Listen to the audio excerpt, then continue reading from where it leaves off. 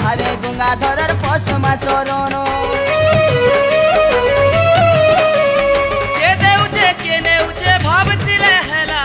अबे थाई डाक पोकाले सुने बाबा भूला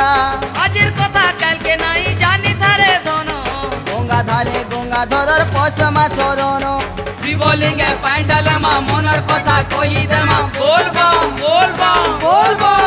बाबा धाम के जाऊं जी मां देखी रे बोले धाम के जाऊं जी मां देखी बाबा धाम के जाऊं जी मां देखी रे बोले धाम के जाऊं जी मां देखी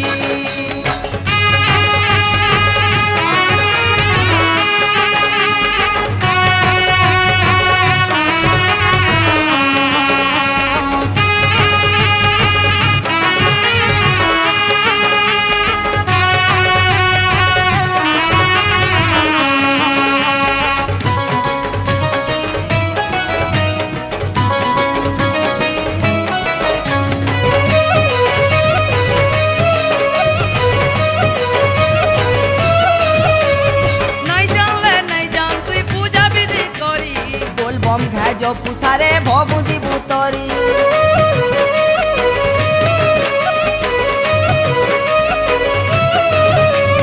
सराबनर सोमवार के शिव दर्शन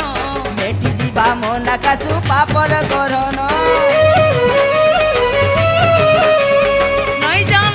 जान तुई पूजा विधि करी बोलबम जो पुथारे भबुजी बुतरी सराबनर सोमवार के शिव दर्शन बेटी जीवा मोना कासु पापर गरन मनर आशा पूरा हेबा दया कले भोरे बाबा बोल बम बाबार धाम के जाऊं जी मां देखी रे बोले धाम के जाऊं जी मां देखी बाबा धाम के जाऊं जी मां देखी रे बोले धाम के जाऊं जी मां देखी सरसरिया सराबनर झरिया पानी भिजी बाबा धाम के जाऊं जी मां देखी मुलिया कमर उठा शिव जपी भोले धाम